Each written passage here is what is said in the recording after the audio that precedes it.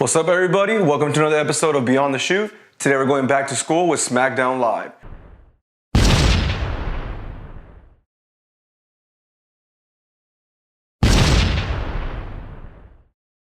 So to open up Smackdown today is Miz TV.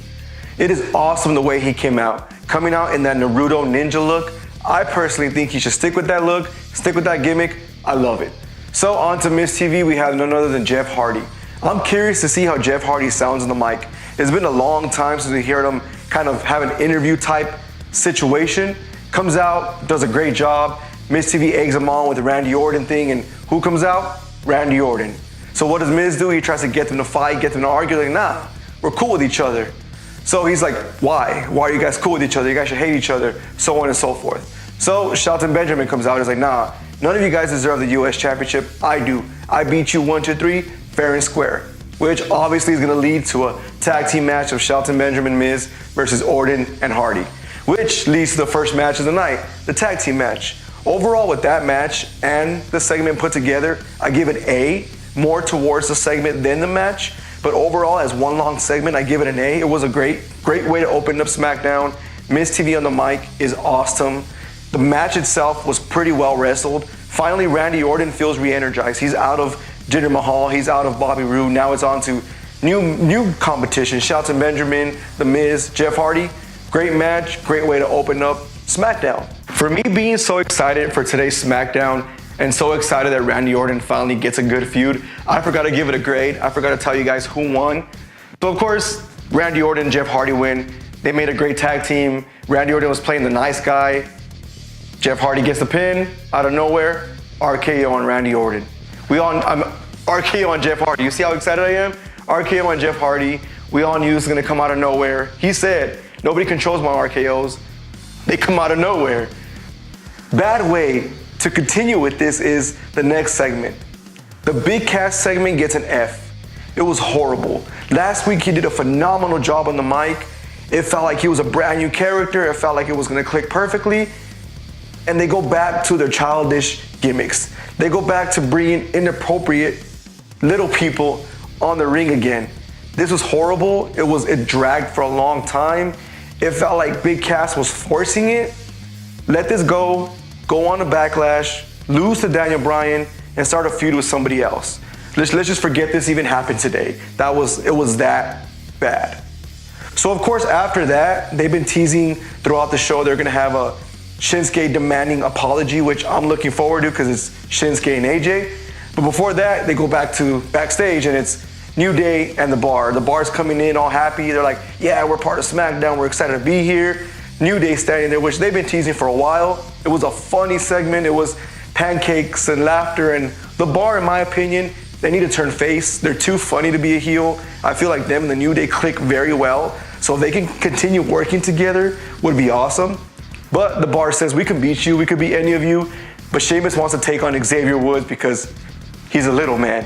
Xavier Woods comes back with a little Mortal Kombat reference, which I love personally, but cool. So it sets up the match later on in the night. Coming back from that, we have the Shinsuke and AJ. So AJ comes out, Renee brings him out, and he says, Shinsuke's demanding an apology. Apology for what? Apology for hitting me 1, 2, 3, 4 times low blows? It's not gonna happen. But this Sunday at Backlash is no disqualification. These low blows ain't gonna count anymore. I'm gonna get my match, I'm gonna get revenge, and I'm gonna keep this title. As soon as he says that, Samoa Joe's music hits. As a wrestling fan, we all knew this was a great rivalry at TNA. This was amazing rivalry at TNA. This is the TNA golden years with Kurt Angle, Hulk Hogan, Samoa Joe, AJ Styles. So what did the crowd do? They start chanting TNA, TNA, which gave me a little goosebumps because it's pretty cool to go back and reference that. So he comes out, he says when he's done with Roman Reigns, he's coming after that championship. Be it versus him or be it versus Shinsuke. Samoa Joe versus AJ, TNA, Samoa Joe versus Shinsuke, NXT, you can't go wrong with this. So Shinsuke's music hits, everybody turns around, waits for him to come out. So out comes Shinsuke and low blows him again for like the 100th time. At this point, it's funny. At this point, it's exciting to kind of see this. I love Shinsuke as a heel. This whole segment, I give an A. The likes of Samoa Joe, the likes of Shinsuke, the likes of AJ, you can't go any wrong with that. I'm excited to see Backlash. I'm excited to see Samoa Joe versus any of these two. They're gonna put on phenomenal matches, and this is gonna keep SmackDown right above Raw. Get rid of Roman Reigns, Raw. Bring Samoa Joe in. So onto that, we have the match. We have Xavier Woods versus Sheamus. I give that match a B+, believe it or not. Most people would give it a C, most people would give it like a B-, but I personally liked it. I felt like Xavier Woods has stepped up his game. He looks thinner, he looks fitter, and the way him and Sheamus kind of combined, it worked out really well. Of course, Sheamus getting the pin here, it doesn't hurt him. He has championships under his belt, tag team, US, Intercontinental, heavyweight championships. This only puts up Xavier Woods, and this furthers his feud. To end that, it was pretty cool to see Cesaro and Xavier Woods and Big E all getting involved and getting their movesets in. I feel like it's gonna be a pretty good rivalry, and hopefully, I'm hoping that the Bar gets away from this and faces the Bludgeon Brothers, only because of the size and the aggressive and tenaciousness they have. I feel like that would be awesome, and for them to get the SmackDown titles before Sheamus does hang them up and go on and do movies is what they deserve and what needs to happen. So we go backstage, and it's Paige, and of course, remember, Absolution, which Paige started, are on SmackDown as well. So they go backstage and they tell her, hey, cool, we're ready for our championship matches. We're all together, we're in this together. And she's like, no, what are you guys talking about? You guys are gonna fight, you're gonna face Becky Lynch. Mandy Rose, Becky Lynch next week. They're kind of confused. They're like, well, we're Absolution, we deserve the treatment. And she straight up said, Absolution is dead. And it cut off. That itself, I usually don't grade backstage segments, but I give that an A. Paige as general manager has been awesome to see and has clicked very well. She has that personality of being the boss, of being demanding, but then she also has that baby face, which it's going perfectly well. And the way she just said, it's dead, it was cool. I was excited for that. So to end SmackDown, I personally thought it was gonna be very upsetting because Raw just did this a day ago, and I complained about it in yesterday's video that I'm tired of these 6-man, 6-women tag matches being put together. So since the beginning of SmackDown, they said the main event's gonna be Charlotte, Asuka, Becky Lynch versus the Iconics and Carmella. Once again, another 6-man, 6-women tag match.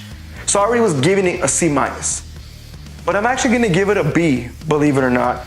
Not because of the match. I'm disappointed that's a 6-women tag match. I'm not happy for that, but it was a pretty well wrestled match, believe it or not. I feel like the Iconics still have a lot to go to get to the Charlotte, Asuka, Becky Lynch level, but to put them in this feud so quickly is gonna only elevate them later in the future. And as heels, they're annoying, but in a very, very good way. Carmella, she shouldn't be champion.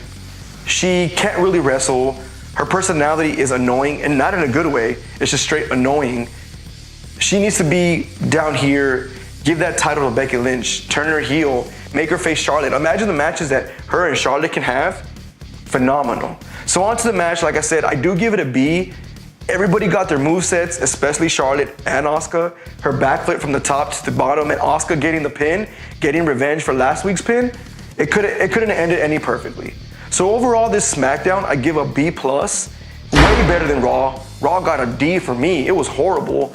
But this SmackDown, I give a B+. There was a lot of stories being told, a lot of good wrestling being done, and a lot of promoting for Backlash at the same time. It didn't feel rushed. It didn't feel pressured. It didn't feel like nothing didn't belong. Besides a big cast segment, like I said, forget that segment. Overall, this show, way above Raw. But once again, guys, those are my opinions. Those are my grades. Give me your grades. Click on the I above. Give this show an A. Give it a B. If you want to give the big cast segment, give it a C. Give it a B. Whatever you guys want to do. Once you do that, don't forget, like, comment, subscribe down below. Comment what you think about us. Comment if we're getting better. Comment what video you want us to do. Once you do that, don't forget, follow me on Twitter, MikeHitoBTS, and I'll see you guys tomorrow on NXT.